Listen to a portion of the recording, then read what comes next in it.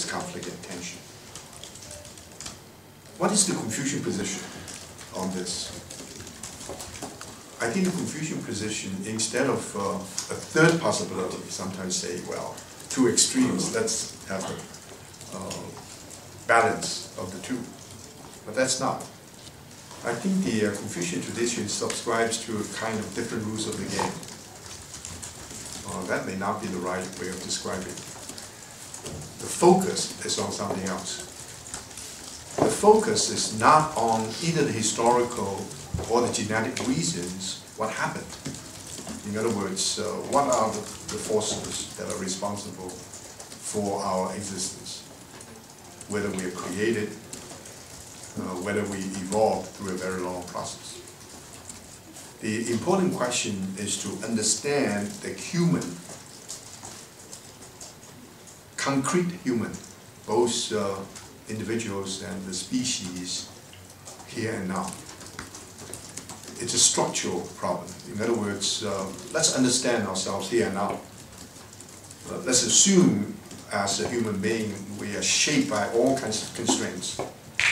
And instead of spending too much time worrying about through what kind of process. And one thinker made a very interesting observation. This is a student of Wyoming. He said, let's assume that we came into being because we created, first of all, created by our parents and parents all the way.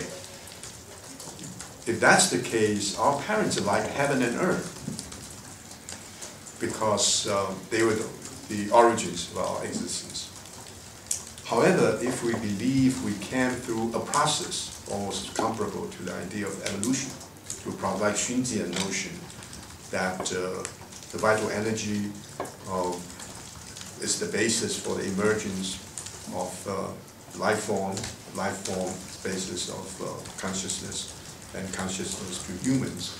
That's evolutionary perspective. If that's the case, then heaven and earth are our parents. Let's not to worry whether heaven and earth are our parents or our parents, meaning the Creator, turn out to be heaven and earth to us. We're here as human beings. And we need to understand our situation.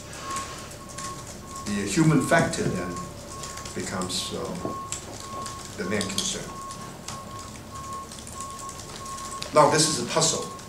Everybody knows whether you accept creationism or evolutionism, it's a puzzle. Now, if something like a puzzle that can be solved, or a riddle that can be solved, and scientifically we can reach a satisfactory conclusion of what that riddle or puzzle is. If a puzzle that cannot be resolved, if a puzzle or a riddle that cannot be answered, then we have to live with it. Sometimes we ignore these kind of puzzles, but the kind of how human being came into being is a puzzle or a riddle that cannot be answered, at least in the foreseeable future.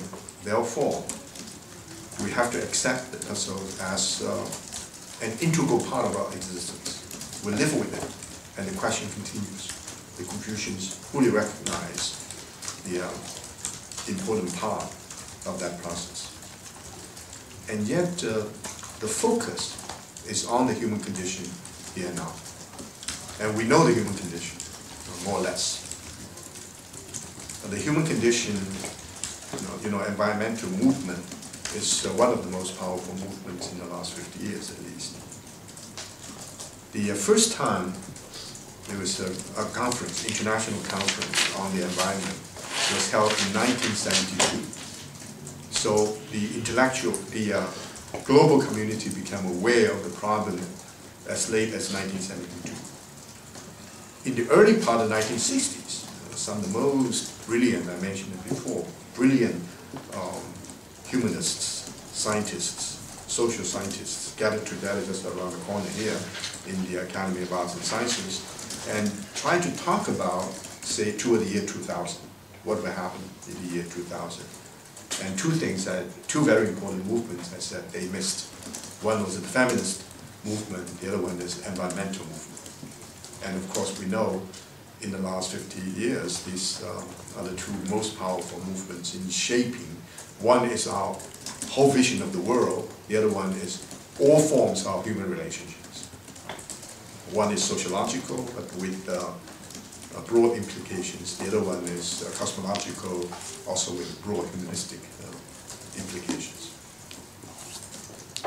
Now, later, first the scientists became aware of the problem. And once the scientists became aware of the problem, they decided to act.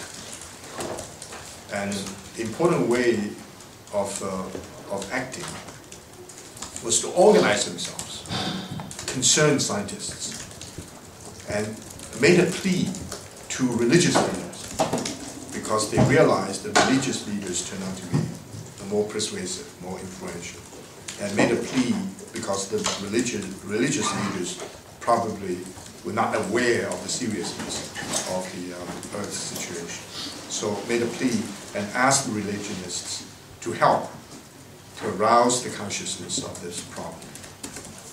And one, if you want to remember one name, the Maurice Strong, and a